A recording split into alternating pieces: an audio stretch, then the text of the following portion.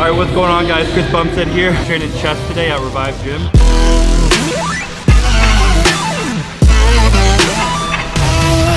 Movement, incline I find just contracts my chest a lot better.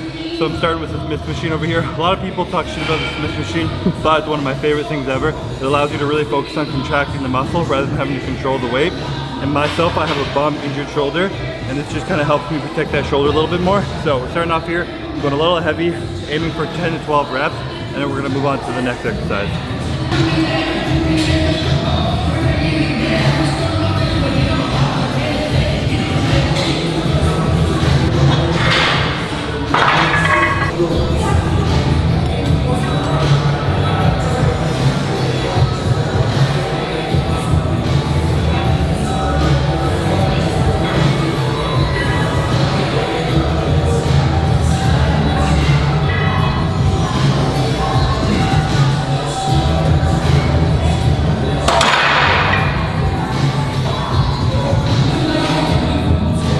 Decided to finish that up with a little bit of spontaneous drop set. I got less reps than I wanted to at 315 or 3 plates, whatever it is on the Smith. So I decided to hop down, get 2 plates, rep it out, and really finish off my chest.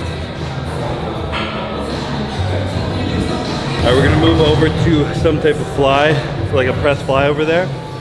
Bouncing back and forth between a press and fly today is gonna be the game plan. So we're gonna go over there, find what's open, and hop on it.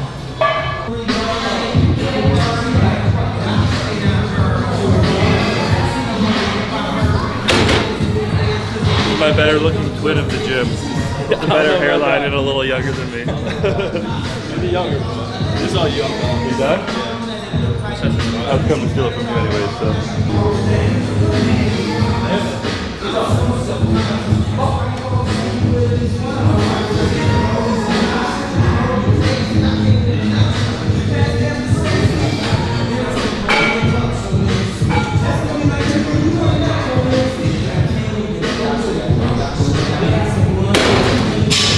Alright, for the second exercise, we're doing a bit of a fly / press combination here on this cable machine. The beauty of this, you can line it up so your elbow, your shoulder, and the cable are all level. And the little cheat code I have right now is I have a mirror beside me, so sometimes I glance over and I just make sure that the cable pulling me back is in line with my arm here. So if it's too high or too low, it's going to put too much stress on my rotator cuff or the joint of my shoulder instead of loading it on my elbow and using my chest to move the weight.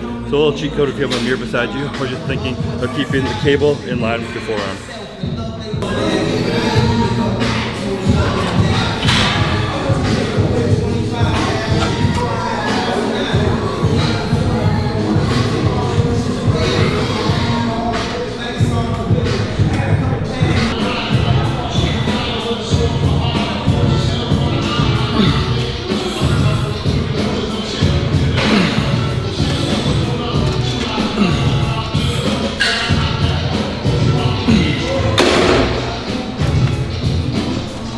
So my volume of training in my off season is usually a little bit lower. I try and go heavy and go to close to failure on every single set. So instead of doing like 4 sets of every exercise, I usually only do 2.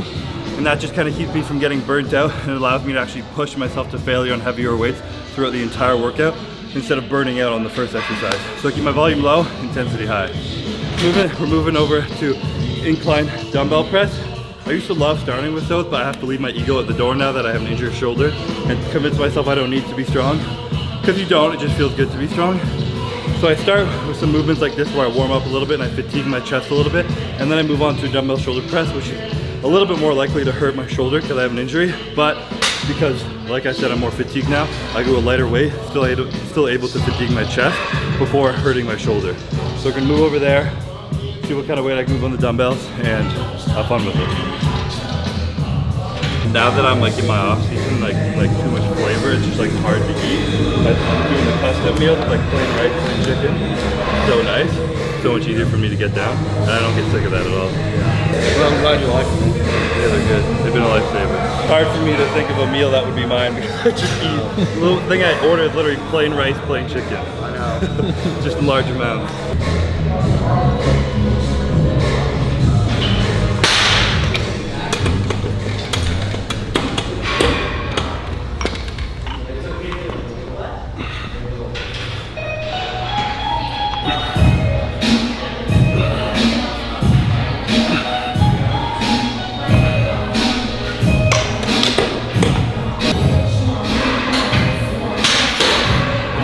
do when I'm warming up on new exercises as I go along. I try not to do like a warm-up weight for 10 reps because all you're doing is fatiguing yourself.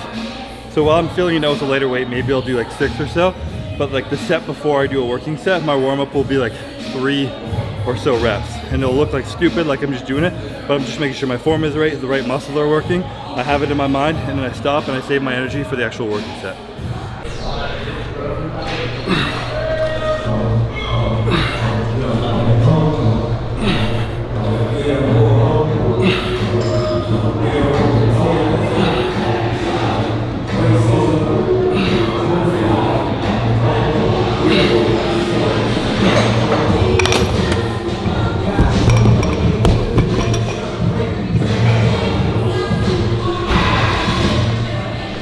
Sometimes it just feels heavier some days, but it feels good always moving weight in the free weight. So that's why I like kind of finishing up with, like I said, dumbbell later on in the workout.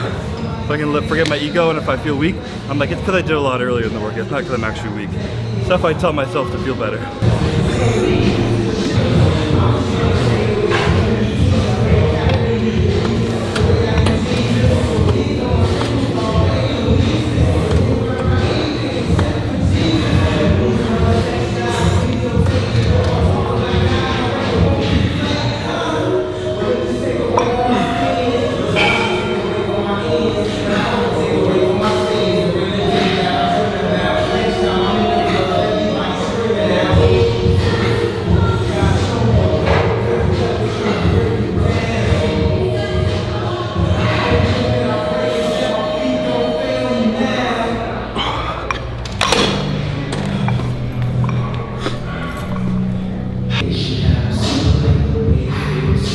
Alright, so like I said, 2 working sets, especially if something heavy like that.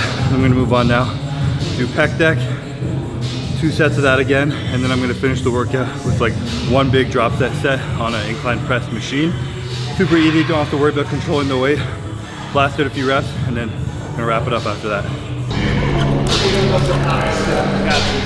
This is our gym mascot, Bubba. If you're ever in a bad mood and this guy's running around, you're in a good mood. What are you hitting today? I don't know. I'm just kind of winging it today. Probably hit some back, little arms. It's arms every day, so. Let's go. Hey, Bubba. I told her that she was just like.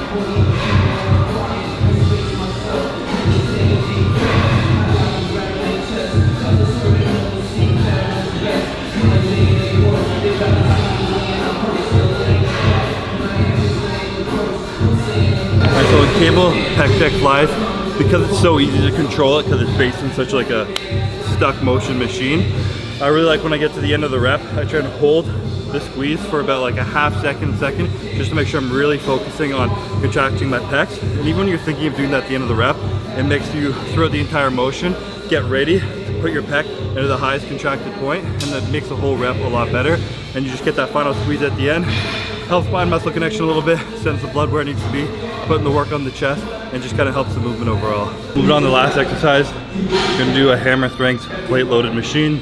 Nice and simple, easy to use. I'm gonna load it up to something where maybe doing 8 to 10 reps, and then we're gonna drop set, double drop set, call it quits on the workout.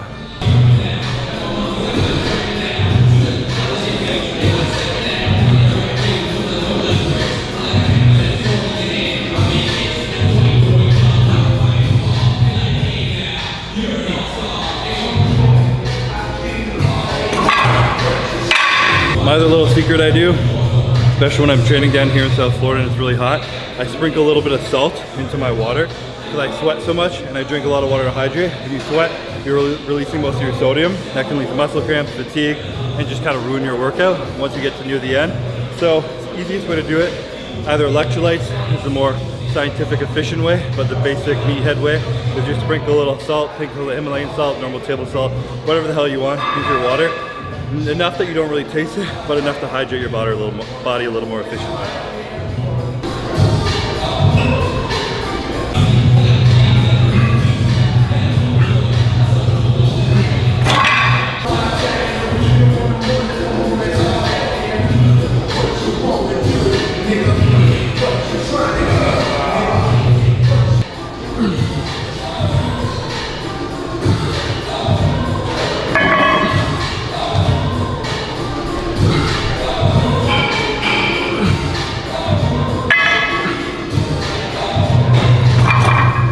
Obviously when you're doing drop sets, you want to move quick, move through it, and not let your body rest a lot. But you also want to make sure you can actually breathe enough to get an efficient set.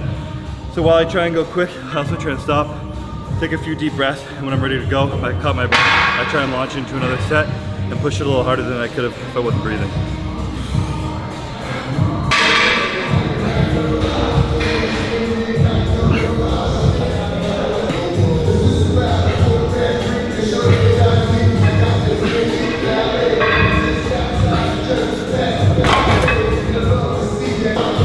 Still takes my breath away.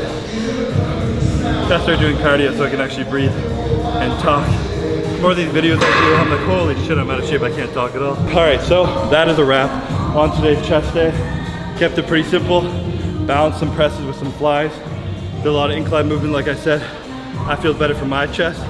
So if you find a certain movement, type of movement, grip, whatever, helps you contract whatever body part the best, stick with it. Doesn't matter what other people say is the best. Find what's best for your body. Run with it, push it hard, and have fun with the workout, because